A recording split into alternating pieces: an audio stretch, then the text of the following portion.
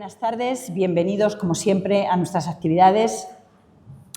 Y hoy vamos a hacer una segunda edición del tema de los molinos, ¿no? Este patrimonio que tenemos que tenemos en nuestra tierra, que es tan emblemático y del que disfrutamos tanto.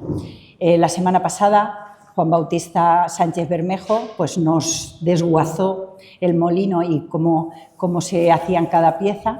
Bueno, pues hoy tenemos a Miguel Ángel Hervás Herrera, que junto con José Luis, también en un coloquio, pues nos van a desentrañar otro tema más, que quizá el que más conocíamos, el que más desconocíamos, pero que es más cercano. ¿Vale? Bueno, pues José Luis presenta a Miguel Ángel, aunque supongo que ya lo conocen porque ha dado más conferencias en esta casa. El doctor Hervás lleva investigando, su campo de acción es la arqueología, su trabajo se centra en la arqueología y tengo a bien decir que se centra en la arqueología de medio mundo, porque lo hemos pillado ahora por casualidad, porque normalmente cuando no está en Panamá está en Emiratos Árabes, cuando no está en el norte de Europa, cuando no está en Marruecos, cuando no está, o sea, quizá de los científicos que tenemos más internacionales y que se mueven más en el campo internacional. Sí, es que soy muy nervioso. Era muy nervioso. Ha coincidido que ha tenido que renunciar a una excavación en Egipto para que lo podamos tener aquí, lo cual no deja de ser una enorme suerte.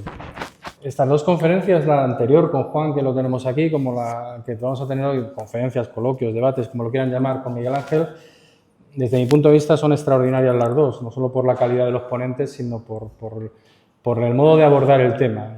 Es un modo que hasta ahora no era muy conocido, ¿no? No sé si extenderme demasiado en el currículum de Miguel Ángel. Me voy a extender solo en lo justo para esta conferencia y decirle que lleva más de 2 décadas investigando los molinos de viento de la Mancha, como arqueólogo, como científico. Y eso, junto con las más de 2 décadas que lleva nuestro amigo Juan Bautista aquí presente, corrigiendo, enmendando, construyendo los molinos y conservándolos, pues ha hecho posible que en este año pasado, a última hora, se editara este magnífico libro, que les voy a recomendar a todos, magnífico, maravilloso, que es donde está la conferencia del jueves pasado y la que se va a pronunciar hoy, y que se va a presentar en Ciudad Real, en la sede del Colegio de Arquitectos, en unos meses. Les recomiendo que cuando se publicite esto, pues, si pueden, acudan y participen de esto, porque el libro de verdad es maravilloso. Hoy la conferencia que nos trae, la anterior tenía la curiosidad de llegar a nuestro entendimiento cómo se construía un molino desde sus cimientos, y hoy pues venimos un poco a romper clichés y a romper mitos. O sea, venimos un poco a hacer polvo lo que sabíamos de los molinos, que parece ser que muy acertados no estábamos, ¿no? Y yo el primero. Y bueno, no es raro, en este mismo escenario, hace escasamente 1 mes y medio, descubrimos que, por romper mitos, ¿no?, que el famoso caballo de Espartero, pues que Espartero montaba yeguas. Entonces, aquello de los pendientes reales del caballo de Espartero y toda la mitología en torno a su fama agrícola, etcétera, pues no deja de ser un mito, o sea, no estaba en la realidad. También hace unos pocos meses más descubrimos, gracias a la doctora Pilar Molina Chamizo, que la que conocemos en Ciudad Real como nuestra casa Hernán Pérez de Pulgar, pues era la casa de los hidalgos de los Martibáñez de Villaquirán de la Serna. Qué cosas tiene la investigación, ¿eh? Toda la vida creyendo que esto era la casa Hernán Pérez de Pulgar, ¿no? ¿Y por qué no? Es una cosa que trataremos más adelante. Han venido ustedes a esta conferencia, la inmensa mayoría, creyéndose ciudadrealeños, torralbeños, arrioneros, almagreños. Pues lamento decirle que están todos ustedes equivocados, pero es un tema que veremos más adelante. Pero están todos ustedes equivocados. Quiere decirse que la investigación nos conduce por las sendas de descubrir la verdad, de llegar a ella, verdades muchas veces tapadas por los siglos de conveniencias o de inconveniencias, y que, bueno, pues llega un momento en que es interesante que alguien mueva el árbol, zarandee el árbol y que las manzanas y las peras caigan limpias del polvo del tiempo. Y en eso estamos hoy aquí para desmitificar algunos conceptos que sobre los molinos de viento hemos tenido. Vamos a empezar, si les parece, yo me aclaro, que no sé si voy a ser capaz. en algún momento de... Esto, si no me equivoco, es un mortero neolítico, si no me equivoco. Sí, sí, es un molino de en vaivén o barquiforme. En un momento de la historia de la humanidad, no sabemos cómo ni de qué manera a alguien se le ocurre a un humanoide o a un bípedo, vamos a llamarlo un bípedo, ni siquiera un humanoide, se le ocurre que es muy interesante, hay unas cosas que crecen silvestres en el campo, que son como granitos, y que eso puede estar bien para comérselo y que eso aporta energía. Y entonces a alguien se le ocurre que eso mezclado, machacado con agua, de granos de cualquier tipo y hecho una pasta que los muesli de hoy estarían a la altura, eso aporta energía. ¿Qué es esto, Miguel Ángel? Sí, buenas tardes. Pues nada, para situar un poco el molino de viento en su posición dentro de la historia de la molienda, pues había pensado empezar por el principio, ¿no? Y bueno, esta fotografía corresponde a eso precisamente. La necesidad de moler grano comienza desde el preciso instante en el que el ser humano comienza a alimentarse de cereales, ¿no? Ya en el Paleolítico, de hecho, los granos que se recogían en labores de recolección eran machacados para ser digeridos más fácilmente y bueno, se han encontrado piedras con marcas de uso a ese respecto que llamamos machacadores, ¿no? Ya en el Neolítico, con la aparición de la agricultura, bueno, pues encontramos por primera vez un artilugio, un artefacto diseñado específicamente para moler granos, ¿no? Es este que tenemos en imagen, que es un molino de mano de tipo barquiforme, por esa forma de barca que tiene, o de vaivén, que bueno, pues, empieza a generalizarse a partir del sexto milenio antes de Cristo y que se va a utilizar durante pues, prácticamente todo el Neolítico, el Calcolítico y la Edad del Bronce. Entonces este sería, digamos, el primer molino específicamente diseñado como tal. Pero aquí viene el problema de la humanidad, de que la humanidad es humanidad, ¿no? La humanidad crece, los grupos humanos crecen, se amplían, y con este sistema de fabricar harinas, vamos a llamarlo entre comillas harinas, o productos que se puedan digerir bien, no se llega al consumo del día a día, y entonces... Sí, bueno, efectivamente, conforme avanzan las necesidades de molienda de las sociedades del pasado, bueno, pues van adaptándose los sistemas de molienda. Esto que tenemos en imagen sería el primer molino rotatorio de mano de la historia. Nacen en la transición entre el bronce final y la primera edad de hierro, en torno al siglo VIII o VII antes de Cristo. Son probablemente de origen oriental y bueno, estarán muy extendidos ya en la plenitud de la época ibérica, ¿no? A partir del siglo V antes de Cristo. Perdón, he avanzado de más. Y bueno, es un tipo de molino que por cierto va a estar presente en los ámbitos rurales de este país hasta muy avanzado el siglo XX. Pues mi madre ha molido algarrobas con este tipo de molinos, ¿no? Como ven, es un molino rotatorio de mano que tiene esta palanca excéntrica que permitía, pues eso, accionado manualmente, abastecer o dar respuesta a una necesidad de molienda estrictamente familiar, ¿no? La cosa se complica cuando hay que abastecer de harina a grandes grupos humanos, ¿no? Conforme las sociedades se van haciendo complejas, van surgiendo las ciudades, las grandes aglomeraciones de personas. Bueno, pues es preciso aumentar el rendimiento de los trabajos de molienda, ¿no? Esto es lo que sucede ya en época romana, ¿no? Que se implementa lo que se ha dado en llamar el molino de sangre, porque son molinos accionados por la fuerza de bestias de tiro o incluso de trabajadores, bueno, pues, esclavos, otro tipo de trabajadores. En esa época era una actividad, bueno, poco...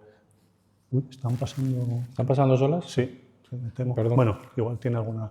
Bueno, el caso es que esto que ven en imagen son molinos de una panadería en Pompeya y bueno, en el esquema pueden ver un poco el sistema de funcionamiento, ¿no? Con estas muelas de perfil cónico que permiten, gracias a la fuerza de las bestias de tiro, pues permiten aumentar el tamaño de las muelas y por lo tanto el rendimiento de la molienda. Pero aún así esta molienda de sangre seguía siendo insuficiente. Ya en época romana, bueno, pues había que abastecer grandes ciudades, pero además grandes ejércitos y también colectivos muy numerosos, como por ejemplo los mineros, ¿no? Entonces es ahí cuando surge el molino hidráulico. El molino hidráulico está ampliamente documentado a partir del siglo I antes de Cristo, ¿no? El primero que habla de ellos, que sepamos hasta ahora, es Estrabón en su Natural Historia, en el siglo I antes de Cristo, pero bueno, a partir de ahí está, como digo, ampliamente documentado. Vitruvio habla de él. en su 10º libro de la arquitectura, y bueno, pues aparece en las compilaciones legislativas de Diocleciano, luego también aparece en el Liber Judiciorum de época visigoda, en fin. El molino del que habla Vitruvio es de este tipo, que es un molino de rueda vertical, que luego será difundido ampliamente desde el mundo islámico bajo el nombre de aceña. Y bueno, lo que pasa es que la implantación del molino hidráulico se produce principalmente ya en la Edad Media.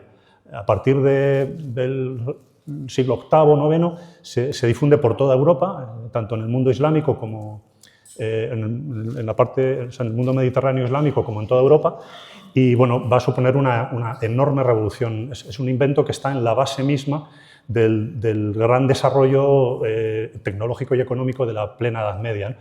Como decía, Marc Bloch afirmaba que el molino hidráulico fue a la revolución tecnológica medieval lo que la máquina de vapor a la revolución industrial, ¿no? Para que nos hagamos una idea de hasta qué punto era trascendente. Hay que tener en cuenta que el molino hidráulico permitió liberar grandes cantidades de mano de obra, e incluso a las bestias, de los fatigosos trabajos de la molienda. Entonces esa mano de obra se pudo, y esas bestias se pudieron emplear en roturar nuevas tierras. Esto aumentó la producción podía ser absorbida gracias al mayor rendimiento del molino hidráulico, había más harina disponible para alimentar a una población cada vez más numerosa, y con mayor número de habitantes se podían roturar nuevas tierras, y así en un círculo virtuoso. No es objeto, es verdad, sí, de comparar ni siquiera la maquinaria de los molinos de viento, como hacíamos el jueves pasado con los molinos hidráulicos. No es objeto del día de hoy, pero sí, simplemente a vista ven ustedes la enorme diferencia que hay entre una máquina y otra máquina. Pero vamos a dar un salto, si te parece. Sí. Este es el salto. Ya, bueno, hemos situado el contexto, los antecedentes, ¿no?, en la historia de la molienda, sí. Y ahora aparece el molino de viento. ¿Cuándo aparece? Bueno, pues sabemos a ciencia cierta que no existió en la antigüedad clásica. No hay ni un solo dato en las fuentes escritas, no hay ni un solo resto arqueológico, y bueno, y hay evidencias negativas que son claramente significativas, ¿no? Cuando pues el general Belisario tuvo que hacer frente al asedio de los ostrogodos contra la ciudad de Roma, no instaló molinos de viento en las murallas, que hubiera sido lo fácil, sino que se vio obligado a instalar molinos hidráulicos sobre barcas en el río Tíber. La primera noticia documental conocida acerca de la existencia de molinos de viento data del año 850, estamos a mediados del siglo IX. Está en un libro, escrito en Oriente por los hermanos Musa, donde se describen molinos de viento de eje vertical, como los que tenemos en la imagen. Estos del año 850 están en concreto en el Sistán iraní, en la zona suroriental del actual Irán, y los que tenemos en imagen son de la zona del Jorasán, en concreto de la localidad de Nastifán, que está en la frontera norte de Irán, ¿no? Y como ven, son unos ingenios bastante curiosos. Es la tecnología más simple de la molienda eólica. Como ven, son de eje vertical, son torres abiertas de flanco, tanto por el frente como por su parte trasera, que canalizan las corrientes de aire y hacen que se muevan estas aspas, que suelen estar en el número de 6 u 8, que a su vez accionan un eje vertical. Son mecanismos relativamente primitivos, que no tienen una gran capacidad de autorregulación y tienen un rendimiento limitado, ¿no? Pero en cualquier caso han estado en uso hasta prácticamente hoy día. De hecho, los molinos de Nastifán todavía funcionan, ¿no?, ya como atractivo turístico. Y claro, hemos visto que entre la primera noticia documental conocida de la existencia de molinos hidráulicos y la primera a molinos de viento pasa más de un milenio. Es una distancia muy importante. No es una cuestión baladí, ¿no? Claro, sí, ¿por qué, no? O sea, ¿por qué tardaron tanto los molinos de viento en llegar? Pues se debe a una concatenación de factores, como casi todos los fenómenos históricos, ¿no? Pero básicamente se debe a que la energía eólica es mucho más compleja que la hidráulica, es mucho menos intuitiva. Al fin y al cabo, el agua se ve, se puede tocar y sobre todo se puede almacenar. Y una vez almacenada puedes regular el caudal que necesitas en cada momento y la presión, ¿no? Entonces eso lo convierte en una fuente de energía bastante previsible. Con el viento eso no pasa, ¿no? El viento no se puede almacenar, cambia de dirección y de intensidad a cada instante. Estamos a años luz. Claro. Cuando vimos el jueves pasado, simplemente el invento de inclinar 10 grados el eje. Estamos a años luz de tecnología. Esto es el mundo primitivo de la tecnología eólica comparado con lo que es el molino de viento de la Mancha. No tiene nada que ver. Claro, estamos hablando de que el molino de viento aplica principios aerodinámicos que no fueron definidos científicamente hasta finales del siglo XVIII.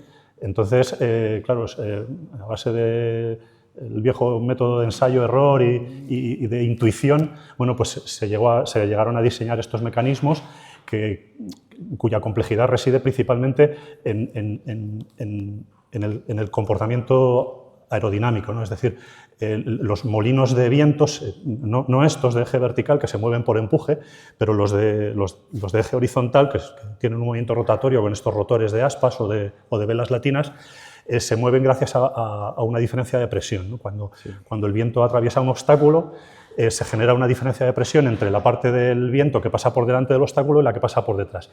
Y esa diferencia de presión, como sucede con los fenómenos atmosféricos, genera una fuerza neta de sustentación que es la que pone en marcha el mecanismo. Realmente estamos hablando de que lo que se aplica en un molino de viento tradicional de la Mancha es el mismo principio físico que se aplica para que un avión se quede en el aire. Correcto. Y estamos hablando del siglo XVI. Sí. Es todo intuitivo, pero estamos hablando de una tecnología que llega con la aviónica y tal, aplicada al siglo XVI. Incluso desde antes, porque ahora veremos que el origen de los... estos hemos dicho que tienen su origen a mediados del siglo IX, y los molinos de eje horizontal estamos hablando de finales del XII, principios del XIII. Vamos a ser un poco este esquema muy rápido, ¿vale? Porque hasta ahora molinos de viento. Bueno, pues ya hemos visto que hay unos que no sé si conocíamos, que son los de eje de vertical, pero incluso los de eje horizontal tampoco. Cuando decimos molinos de eje horizontal, bueno, cuidado, que aquí hay más que decir, ¿verdad? Sí, bueno, como ven en el esquema, los molinos de viento son máquinas, ya hemos dicho, son máquinas complejas porque la energía que los mueve es compleja de manejar, ¿no? Entonces, en función de múltiples variables, regionales, culturales, tecnológicas o fisiográficas, pues se adaptan unas soluciones u otras, ¿no? Básicamente, dentro de los molinos de viento tenemos dos tipos, el de eje vertical, que acabamos de ver, que es el más antiguo de todos y el más simple, y los de eje horizontal. Bueno, lo de la horizontalidad del eje luego lo matizaremos, sí.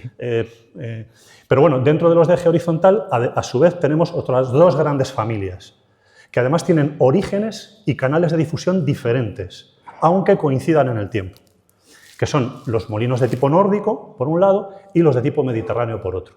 Los de tipo nórdico, ahora veremos, pueden ser de poste, de trípode o de poste hueco. Eso vamos a darle un poquito de...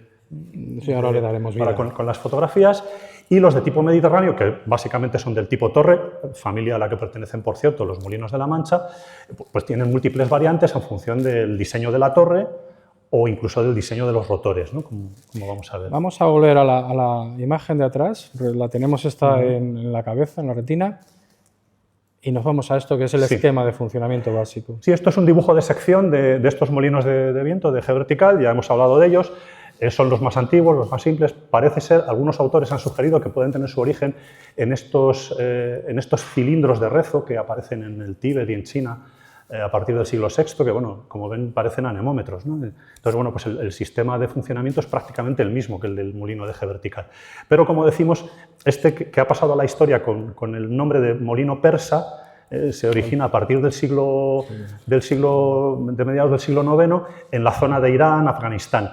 Y, bueno, su origen podría ser independiente también de los molinos de eje horizontal que ahora veremos. Y ahora... Sí. Y avanzamos. Por ejemplo, hemos hablado de que los molinos de eje horizontal pueden ser de tipo nórdico o de tipo mediterráneo. Aquí tenemos un ejemplo de molino de tipo nórdico. Los más antiguos, estos empiezan a surgir en el triángulo que forman Francia, Países Bajos, Alemania y tangencialmente Gran Bretaña. Empiezan a aparecer hacia finales del siglo XII. Y se implementan ya bastante a partir de mediados del siglo XIII.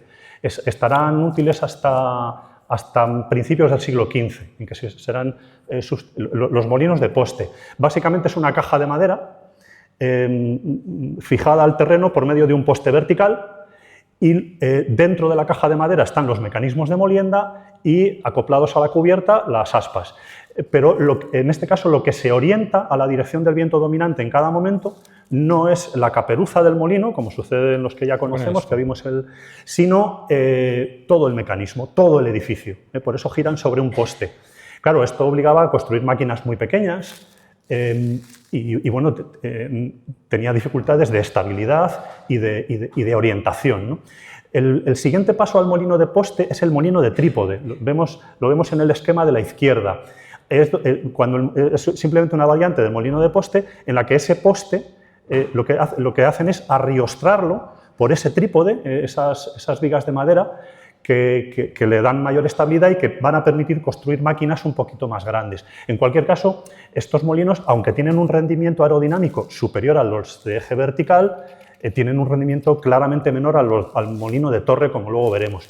Avanzando un poquito más en el tiempo, estos molinos, de repente a alguien se le va a ocurrir que si el poste vertical lo hacemos hueco y por ese hueco pasamos el eje de transmisión del molino, el eje vertical de transmisión del molino, podemos colocar las máquinas de molienda, las muelas, en el suelo y no dentro del edificio.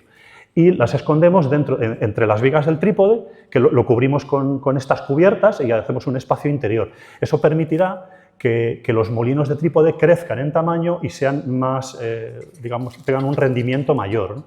Pero como digo, bueno, estos molinos de trípode sustituyen masivamente a los de poste a partir de principios del siglo XV y van a perdurar en este ámbito nórdico hasta mediados del siglo XVI, como veremos. Sí. Aquí vemos simplemente, bueno, a la izquierda una maqueta muy representativa de este tipo de molino y a la derecha pues una imagen real de un molino musealizado en esta localidad que podemos ver. Bueno, y llegamos a nuestro sardinero. Y por otro lado tenemos los molinos de tipo mediterráneo, que son los molinos de torre.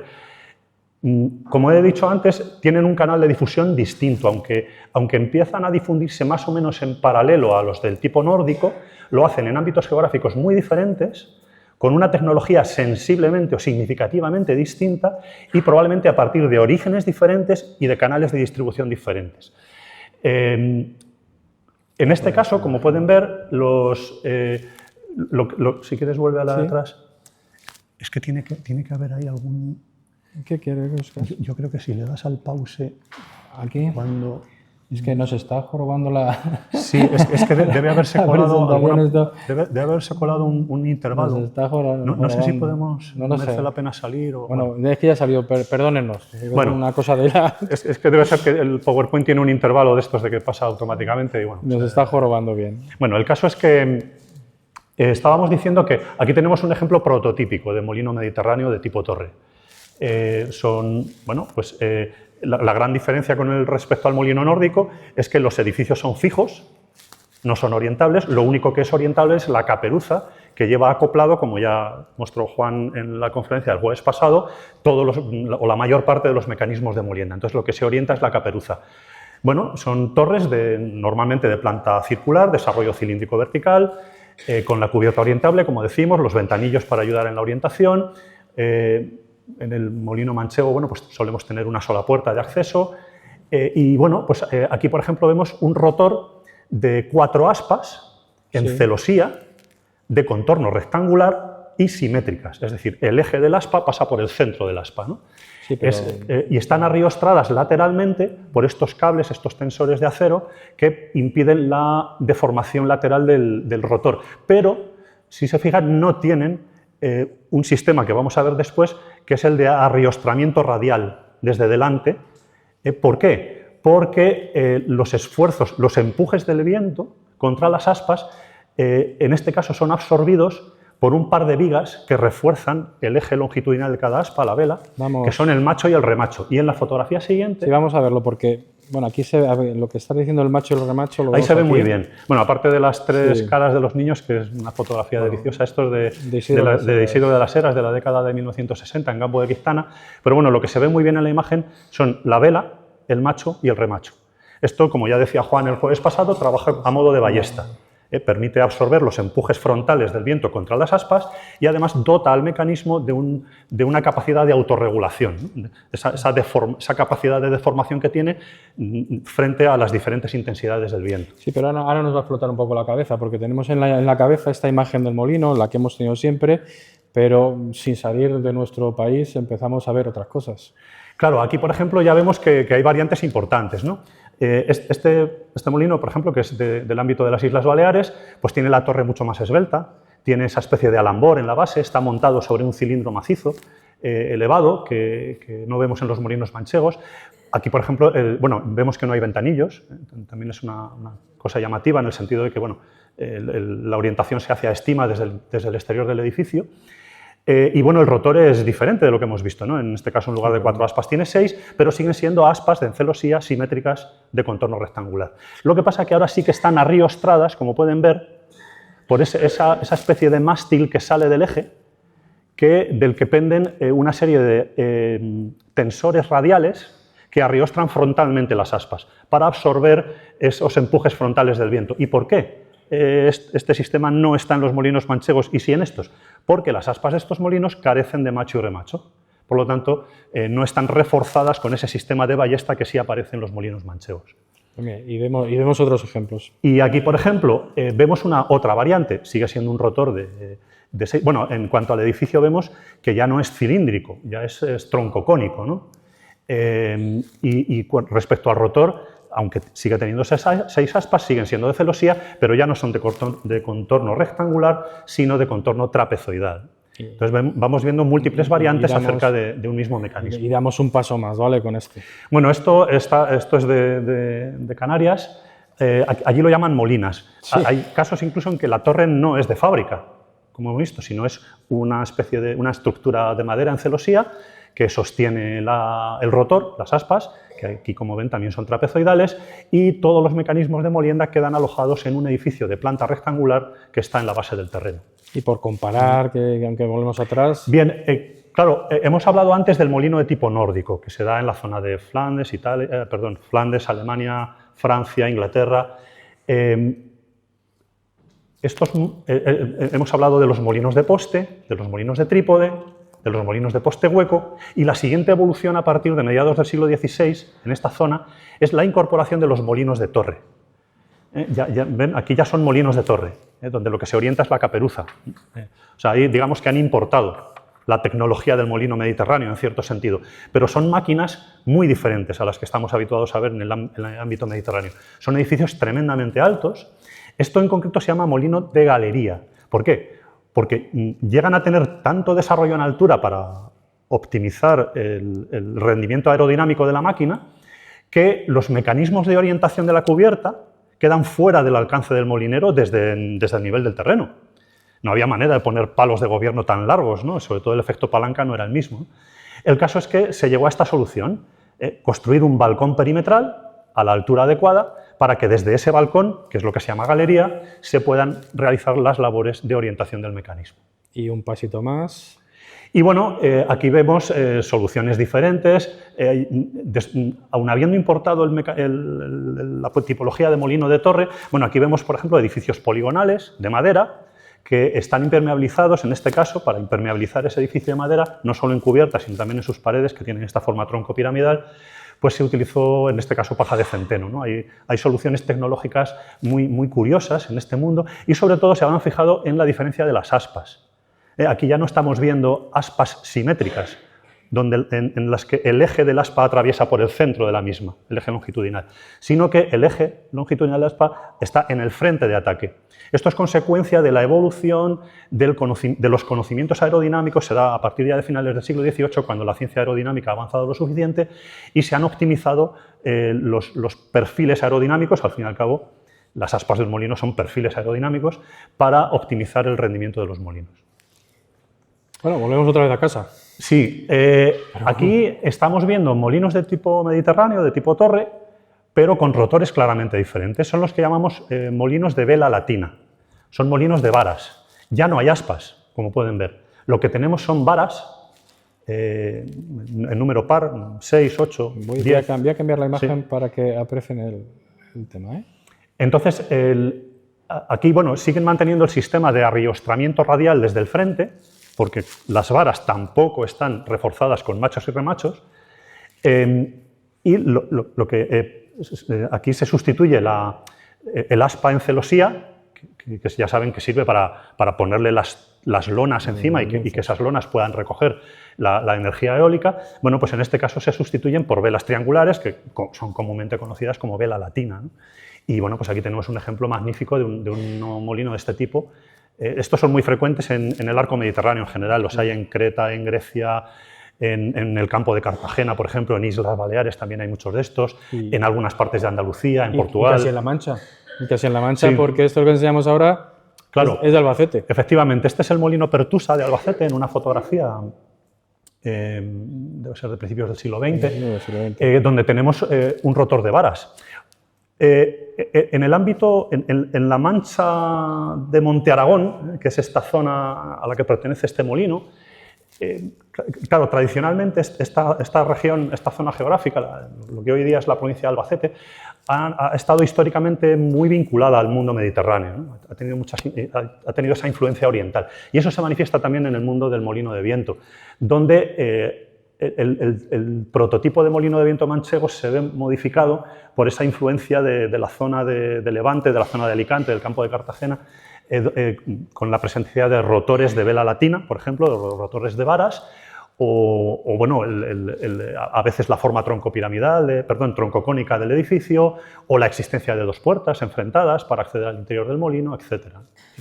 Me voy a pasar un poco, si no te importa, Miguel Ángel, esta fotografía de Tembleque, Sí. con los molinos actuales y los restos, los vestigios de alguno pasado, porque después de todo esto hay un planteamiento que está en la cabeza de todo el mundo, pero realmente conocemos los molinos por la literatura básica del Quijote, pero ¿cuándo aparecen los molinos realmente de viento de la Mancha? Y vamos a empezar, si no te, Sí. con esta cita. A ver, la primera cita documental conocida de la existencia de un molino de viento en el ámbito de la Mancha, o sea, de un molino de viento manchego, es este documento del 11 de octubre de 1330, por el cual el infante don Juan Manuel, en ese momento, ya saben, era señor de Villena, este era nieto de Fernando III el Santo, o sea, que pertenecía a la familia real, bueno, es muy conocido en la historia de la literatura, bueno, pues por su obra, y en esta fecha, en 1330, firma una autorización, digamos, al concejo de Chinchilla de Monte Aragón para que pudieran hacer molinos de viento cuantos entendiéredes y en los que fagades dentro de la villa de Chinchilla, ¿no? Esta es la primera mención documental directa a la existencia de molinos de viento en La Mancha. Es del año 1330, aunque, ojo, esto ha dado lugar, como ven, abajo está subrayado, dado en Chinchilla 11 días de octubre de 1368. Y dijimos, coño, eso estás equivocado, ¿no? O sea, 1330 no es 1368. Esto ha llevado error a algunos autores, está publicado, que la primera cita documental de molinos de viento manchegos es de 1368. Pues bien, en 1368 el infante don Juan Manuel difícilmente pudo firmar nada porque llevaba 20 años muerto. ¿Qué pasa con esto? Pues que este documento está usando un sistema de datación específico de los reinos peninsulares a lo largo de toda la Edad Media, o bueno, de casi toda la Edad Media, llega hasta 1384, creo que es el último documento fechado, en un sistema cronológico que se llama Era Hispánica, que pone el origen del calendario en el 1 de enero del año 38 a.C., en conmemoración de la pacificación de la península ibérica, vamos, de la provincia de Hispania por Octavio Augusto.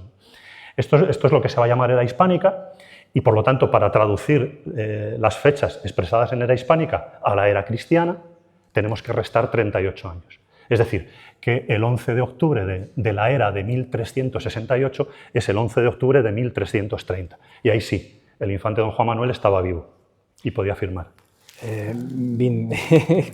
Bueno, si pasas a la siguiente... Sí, es decir, Vingaerde unos siglos después recoge, bueno, esto que se origina en Chinchilla de Monte Aragón, Vingaerde lo recoge en un dibujo prodigioso. Sí. Que bueno, pues que refleja ahí, no sé si nos me permitir. Ahí está, ¿lo ven? Sí, aquí tenemos efectivamente, dado que hemos empezado con los molinos de Chinchilla, pues aquí tenemos el dibujo de Vingaerde y el detalle de la presencia de estos molinos. prácticamente si hiciéramos un esquema de los orígenes de los molinos en La Mancha, podríamos empezar a acercarnos por aquí, ¿verdad? Sí, efectivamente. Bueno, ya hemos hablado, ¿no? La primera mención es de 1330. Es decir, tenemos molinos en La Mancha desde, pues eso, al menos, puede que desde antes, pero al menos que sepamos desde el segundo tercio del siglo XIV. Hay que tener en cuenta que las referencias más próximas en otros ámbitos, por ejemplo, la primera noticia documental conocida de molinos de viento en el Reino de Castilla es un privilegio de Alfonso X a la ciudad de Alicante para que construya molinos del año 1258, si no recuerdo mal, ¿no? Entonces, bueno, pues estamos... o sea, hay una tradición. El primer molino de viento documentado en la península ibérica está citado en Lisboa en 1182. O sea, para que nos hagamos una idea de cuál es el marco cronológico, ¿no? En cualquier caso, molinos en La Mancha, con toda seguridad a partir del segundo tercio del siglo XIV, y bueno, son molinos claramente procedentes del ámbito mediterráneo, como hemos dicho, ¿no? Y bueno, por resumir un poco la evolución del molino de La Mancha a lo largo de la historia. Como ven, aquí tenemos una fase de... Es verdad que aunque estén desde el siglo XIV, no llegarán a generalizarse realmente hasta la segunda mitad del siglo XVI. Sabemos que los primeros molinos de Campo de Criptana se construyen hacia 1540. En esas fechas ya se han construido los 3 primeros. En los 5 años siguientes se construyen otra docena. En las relaciones topográficas de Felipe II se citan muchos molinos, sí, pero debían ser algo más de 15 en Campo de Criptana. En esa época ya hay pleitos. En la Chancillería de Granada, por ejemplo, donde se dirimen pleitos relativos a molinos de viento en Madridejos, en Socuéllamos, en Belmonte, en Mota del Cuervo, en Campo de Criptana. O sea, claramente ya están muy expandidos por el ámbito manchego los molinos de viento. Claro, esto coincide con una coyuntura especialmente favorable. En el siglo XVI, durante el siglo XVI, se da un aumento de la producción agraria. Este aumento de la producción agraria lleva a un crecimiento demográfico. El crecimiento demográfico permite la rotulación de nuevas tierras y esto a su vez aumenta la producción agraria en ese círculo virtuoso del que hemos hablado antes. Entonces, además, en esta época ya se está dando de una manera bastante intensa la regresión de los monopolios señoriales, por ejemplo, sobre la construcción de hornos, sobre la construcción de molinos, y esto es especialmente aprovechado por industriales que empiezan a construir molinos de viento, ¿no?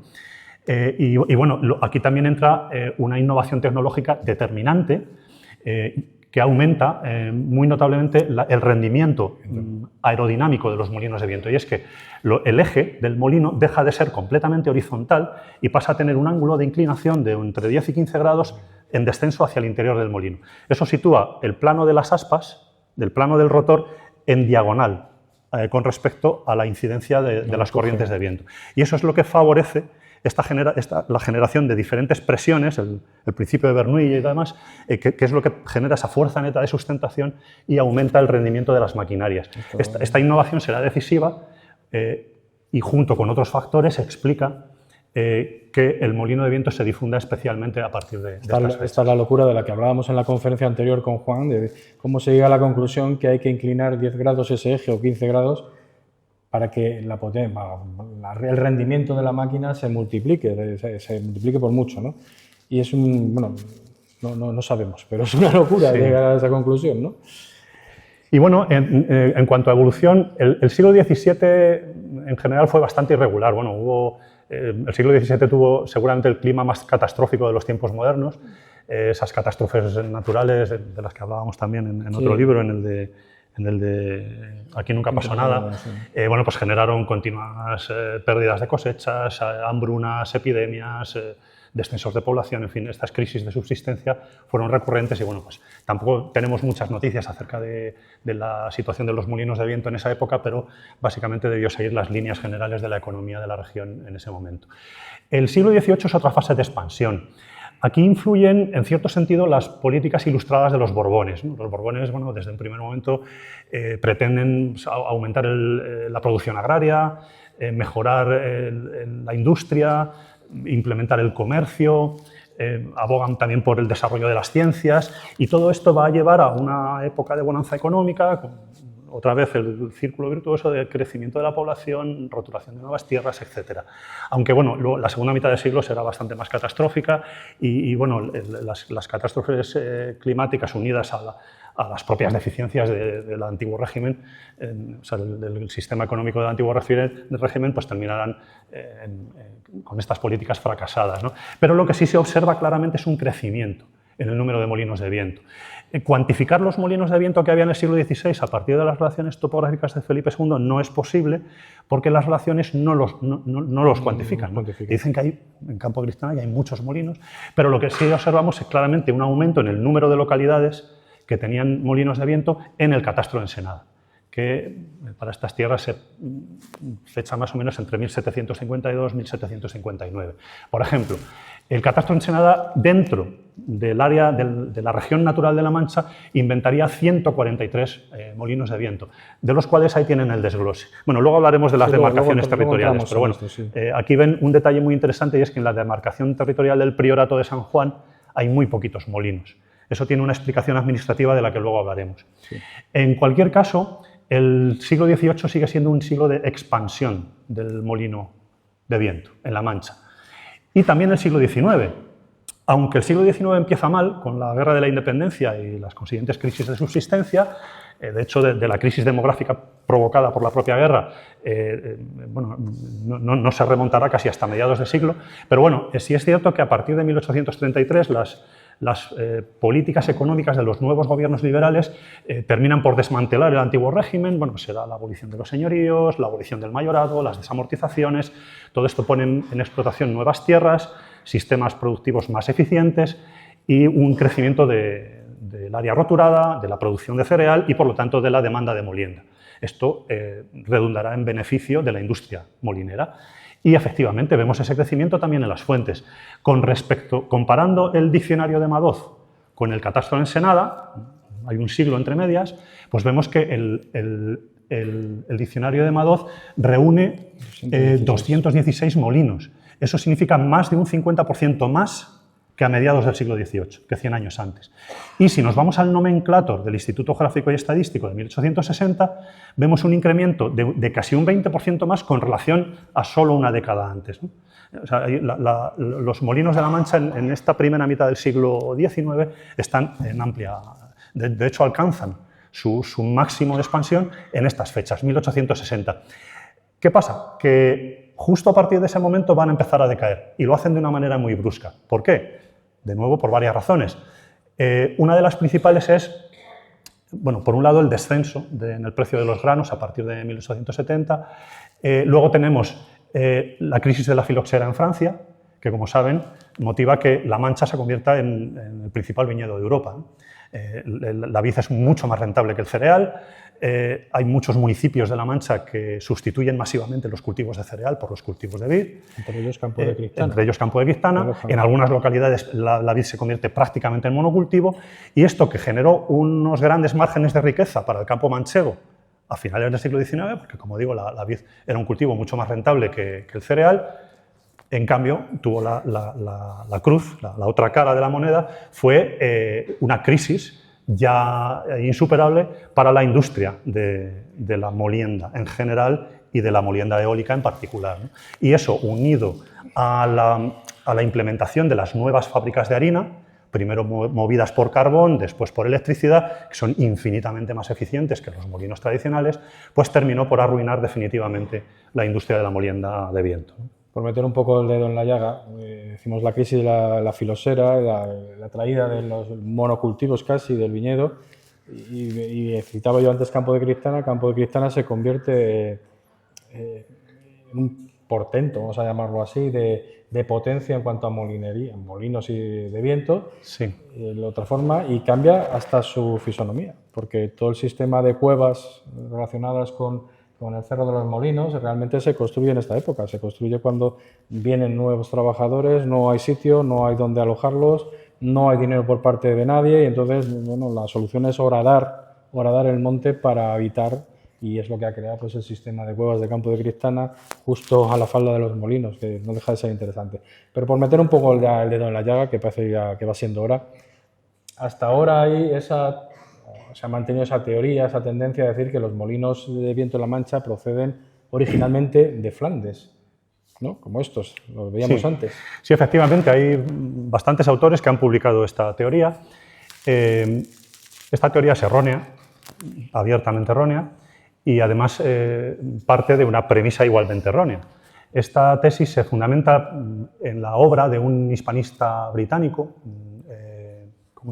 Richard Ford, que bueno, escribe en la primera mitad del siglo XIX, su obra en concreto es de 1844, donde expresa que... Se cambia solo. Ay, perdona. Sí.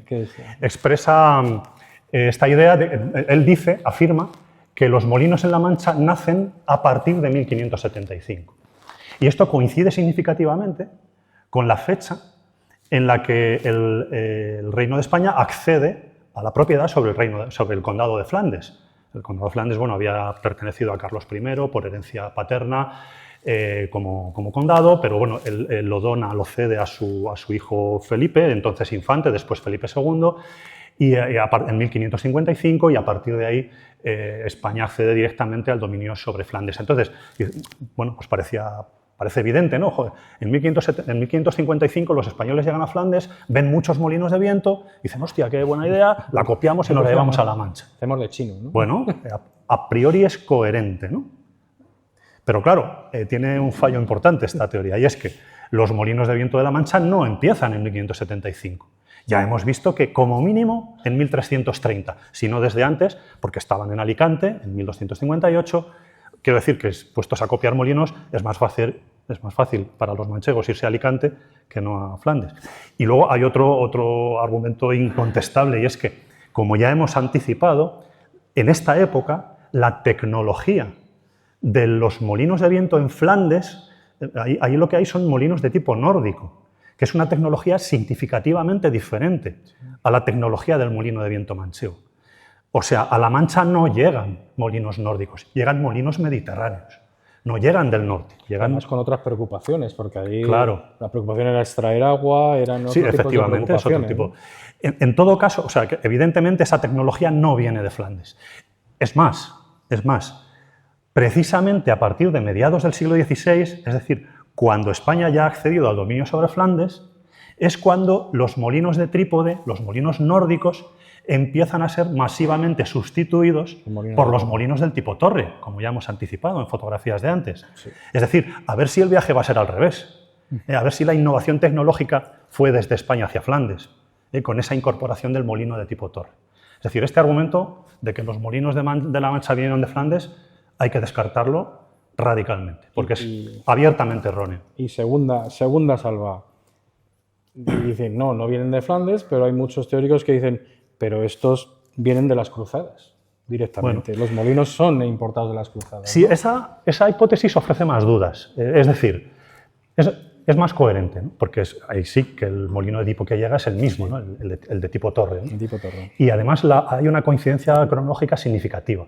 Esta tesis la defienden varios autores desde fechas muy tempranas, incluso desde mediados o finales del siglo XVII, se leen escritos donde se afirma que los molinos de la península en general y los de la Mancha en particular podían haber sido traídos por los cruzados, porque estos autores observaron también una coincidencia significativa, y es que las demarcaciones territoriales donde hay mayor número de molinos de viento son precisamente las de las órdenes militares. La Orden de San Juan, en el Priorato de San Juan, y la Orden de Santiago, en el Común de la Mancha. Bueno, hasta ahí es razonable. Voy a seguir pasando. Voy a seguir pasando imágenes para que puedan... Bueno, sí, estos son rodas. Ahora voy a explicar. Claro, a ver, la idea es la siguiente. Los cruzados en Oriente se encuentran con los molinos de viento. Por ejemplo, la Orden de San Juan, ya que estamos hablando de órdenes presentes en el ámbito manchego, ¿no? La Orden de San Juan, la Orden del Hospital de San Juan de Jerusalén, se crea en Oriente, en el contexto de las cruzadas, y luego pues termina fundándose aquí el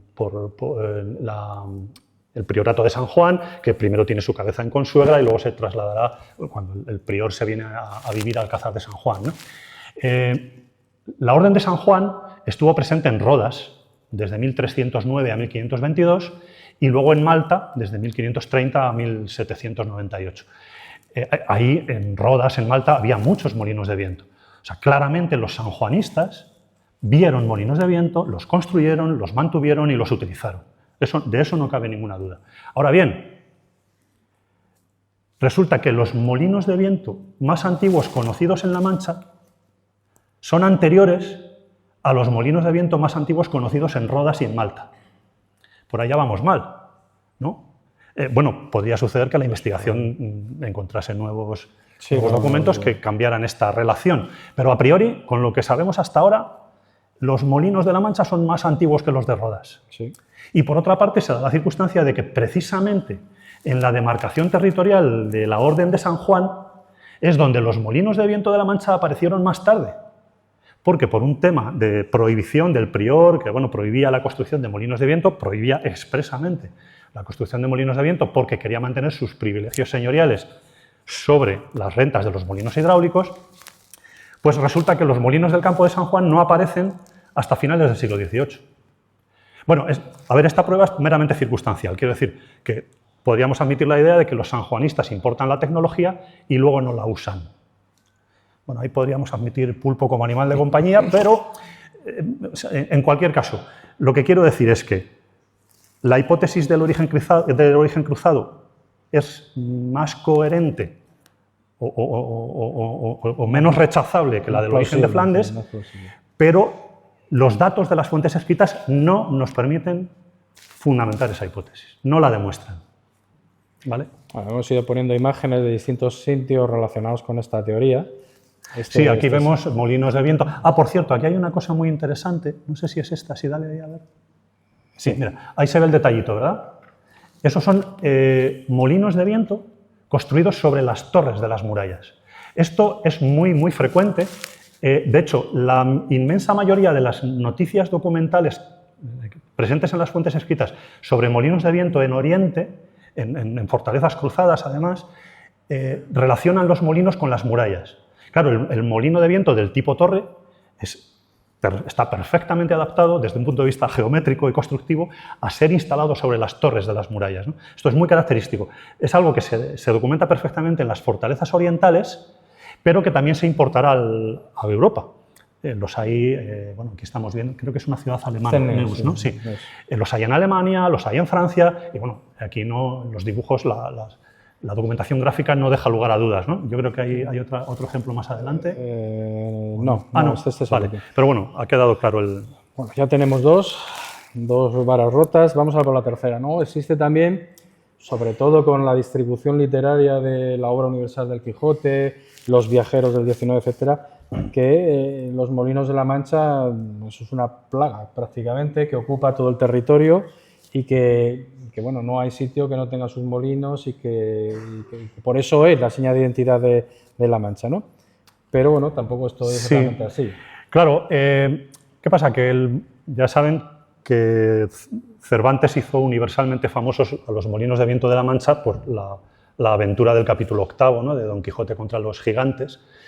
Y bueno, esto enseguida pasó al imaginario popular, no solo por el éxito inmediato de la propia novela del Quijote, que fue un bestseller desde el momento de la publicación de esta primera parte, en 1605, sino que ha sido sostenido en el tiempo, bueno, a partir de una tradición literaria muy posterior, que veremos que se plasma luego en muchas obras del siglo XIX, donde hay muchos literatos que recrean los viajes de Don Quijote, etc., ¿no? Entonces, bueno, esta fama universal que Cervantes dio a los molinos de viento de La Mancha hizo pensar a los historiadores, o a algunos de ellos, que La Mancha era la tierra de los molinos de viento por antonomasia, ¿no? Hay autores que han publicado, literalmente, que casi en cada cerro de La Mancha había un molino de viento, al menos, ¿no? Esta es una afirmación claramente exagerada. Es cierto que La Mancha es una de las regiones de la península ibérica que reúnen un mayor número de molinos de viento, probablemente no la que más, seguramente hay más en la zona levantina, y bueno, y si comparamos con Baleares, ya fuera de la península, bueno, en Baleares, para que se hagan una idea, hay inventariados a día de hoy del orden de 900 molinos de viento harineros.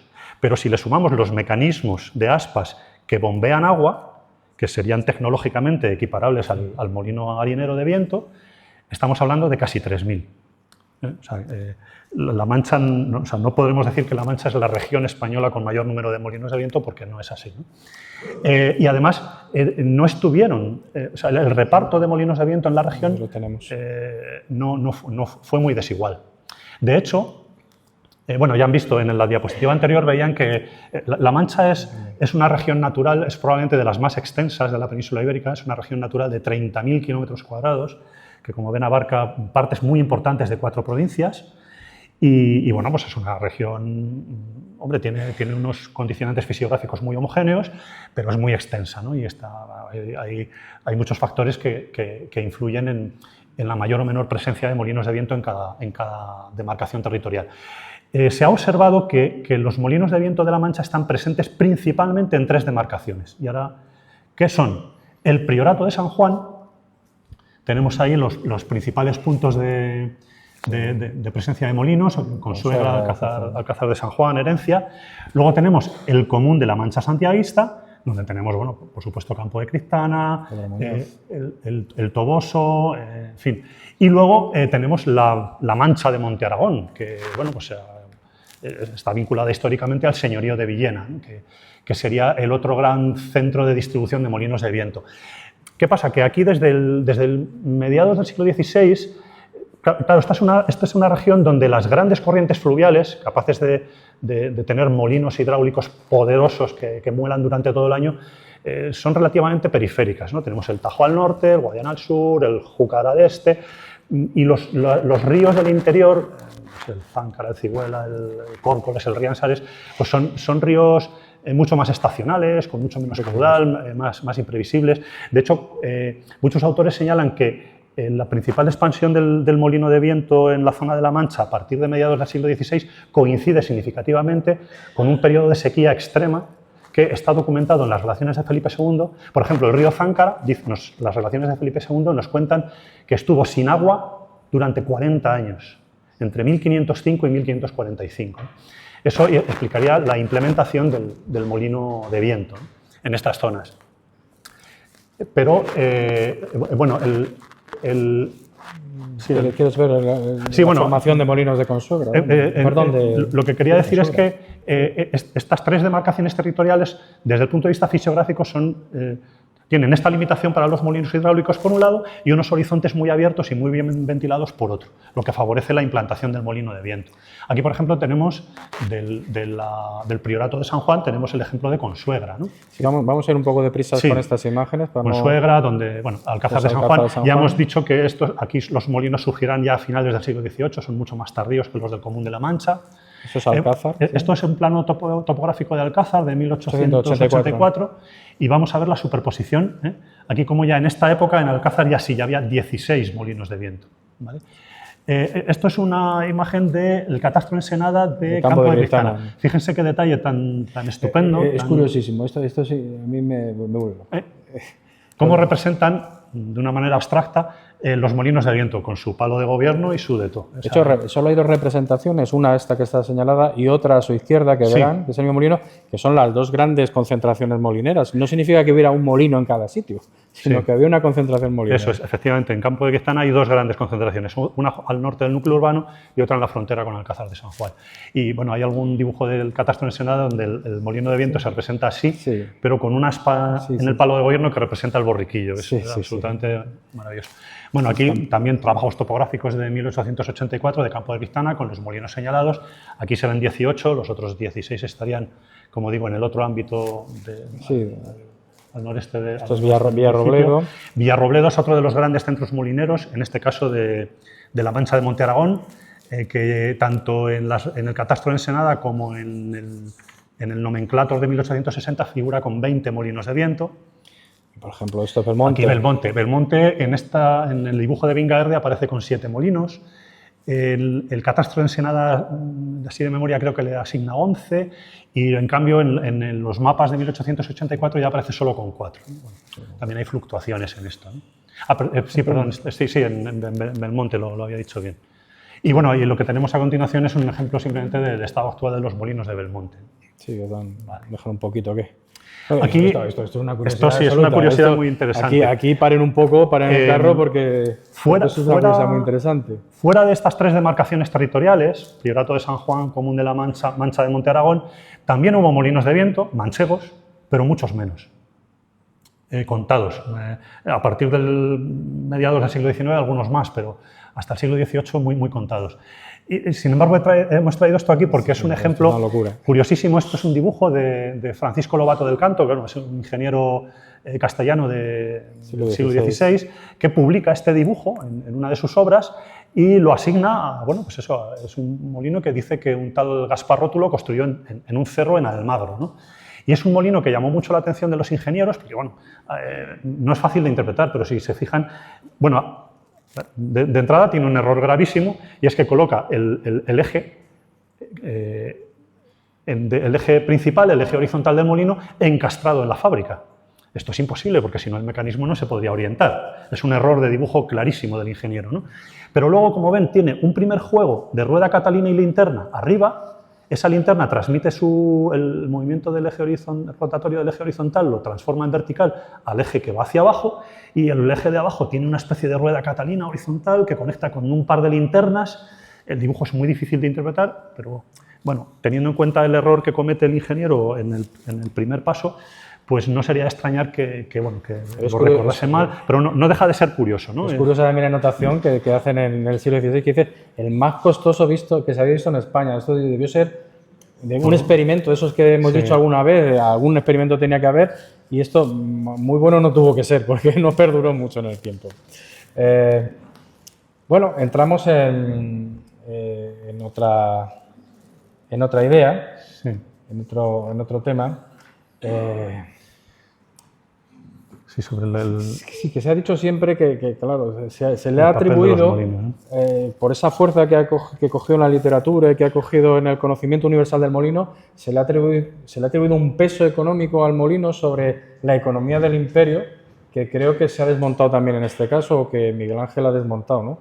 Realmente, prácticamente, parecía que la economía del imperio, la producción de harinas para mantener los ejércitos y para mantener el pueblo, era un pilar fundamental, y creo que eso también lo vamos a romper esta noche, ¿no? Sí, porque, bueno, efectivamente hay algunos historiadores que han afirmado exageradamente que, bueno, el molino de viento, en concreto el manchego, bueno, pues prácticamente abasteció de harina a todo el reino, ¿no? Y que, bueno, La Mancha fue el granero de Castilla. Bueno, estas son afirmaciones ciertamente exageradas, en primer lugar porque, bueno, durante largas fases de la Edad Moderna, durante varias décadas del siglo XVI, durante casi todo el siglo XVII y durante casi toda la mitad del siglo XVIII, las crisis de subsistencia fueron muy graves en esta región y no hubo excedentes, ¿no? La producción de cereales era claramente deficitaria, entonces no había nada que exportar. De hecho, las autoridades reaccionaban ante estas circunstancias decretando el acantonamiento de los trigos, es decir, se prohibía su venta fuera de las zonas de producción para evitar hambrunas en esas zonas, precisamente, ¿no? Entonces, eso por un lado. Por otro lado, a nadie se le ocurriría exportar el grano convertido en harina. Eso es completamente absurdo, porque, para empezar, vamos, la harina es mucho más vulnerable que el grano. Se ensucia con mucha más facilidad, es mucho más vulnerable a la presencia de ácaros, absorbe mucho la humedad. Al cabo de mes y medio, 2 meses, se pone rancia y no se puede utilizar. No tiene sentido ninguno, ¿no? Pensar en que el grano lo molían y luego lo exportaban, ¿no? O sea, el grano, si se exportaba, cuando se exportaba en forma de grano y se molía en destino, claramente, ¿no? Entonces, bueno, pues esta afirmación es completamente carente de base. Y luego, por otra parte, claro, el molino eólico, las propias fuentes escritas lo dejan clarísimo, no dejó de ser nunca una alternativa al molino hidráulico. Es decir, o sea, el molino eólico tiene un rendimiento mecánico y económico muy inferior al del molino hidráulico. Eso está archidocumentado, no solamente por los precios de compraventa de un molino hidráulico comparado con uno eólico en la misma época, en la misma zona, sino por el nivel de rentas de los molineros de molinos hidráulicos comparado con el nivel de renta de los molineros de molinos de viento. Los molineros de molinos de viento, según el catastro en Ensenada, tenían rentas inferiores a las de los jornaleros. Y se veían obligados a trabajar los molinos a tiempo parcial, porque tenían que complementar sus rentas con otros trabajos, ¿no? Entonces, no cabe duda. De hecho, las fuentes escritas, cuando hablan de molinos, se están refiriendo siempre a molinos hidráulicos. O sea, solamente se refieren a la fuente de energía cuando son molinos de viento. Lo que significa que para los cronistas o los de la época, el molino por antonomasia es el hidráulico. Y por ejemplo, la redacción de una de las preguntas del Catastro nacional, de las relaciones de Felipe II es muy significativa a este respecto. Una de las preguntas pregunta ¿de dónde procede el agua? Que si hay fuentes, que si hay manantiales, que si hay fuentes de agua, y si no los hay, ¿de dónde beben y a dónde van a moler? O sea, se da por hecho que el molino es hidráulico, por definición, por antonomasia. Y efectivamente el molino de viento no dejó de ser un sustituto del molino hidráulico en aquellas zonas, en aquellas comarcas donde los molinos hidráulicos no se podían implantar por falta de corrientes superficiales de agua o por falta de caudal, por corrientes demasiado estacionales o bueno, por episodios de sequía catastróficos como este que veíamos del río Záncara, que estuvo seco 40 años. Vamos a que nos rompa otra vez la cabeza la historia. ¿Qué le vamos a hacer? Tiene esas cosas, ¿no? Sí. Pasamos esta. Sí, aquí, sí. Bueno, la primera vez que se representa el Quijote, el ingenioso hidalgo Don Quijote de la Mancha, y de forma ilustrada, no se hace en La Mancha ni se hace en España, se hace fuera. Y miren ustedes los molinos con los que se representa el Quijote. Sí, esto es muy curioso porque, bueno, como hemos dicho antes, el Quijote fue un bestseller desde el primer momento. Se hicieron muchas ediciones, se tradujo a muchos idiomas en toda Europa. Y bueno, las primeras ediciones ilustradas, la primera creo que es de 1612 de Londres, y bueno, en este caso se encargaba a artistas, en este caso británicos, o franceses, o de Países Bajos, se les encargaban estas ilustraciones. Entonces, claro, estos artistas representan los molinos del Quijote a la manera de los molinos en las primeras ediciones del Quijote, los molinos son del tipo nórdico, son molinos de trípode. Y aquí en estas que estamos viendo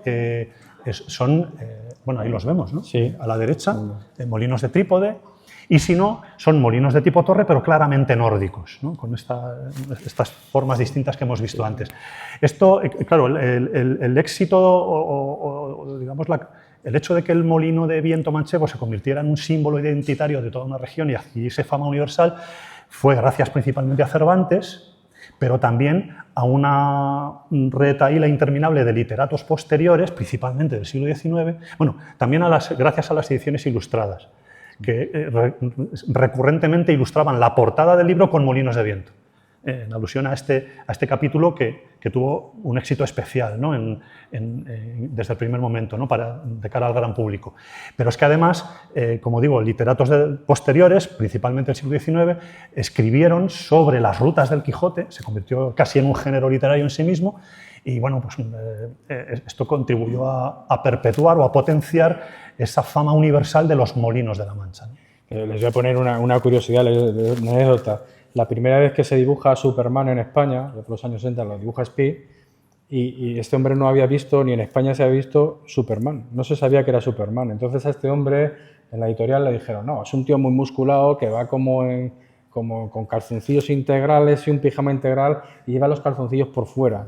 Bueno, pues los primeros dibujos de Superman son con los calzoncillos amarillos y el cacharro es azul, o sea, esto sucede, o sea, cuando no tienes referencias visuales, tal.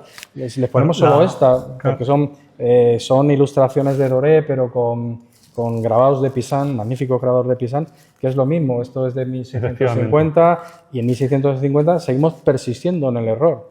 Sí, aquí como ven se representan molinos de tipo torre, pero de galería, es decir, de los que vemos en Flandes, Países Bajos, años, etc. Ha evolucionado el tipo de molino, pero el error persiste. Sí, los dibujos de Doré, son claramente irreales, o sea, tienen este enfoque onírico, ¿no? Que les da ese aspecto de irrealidad.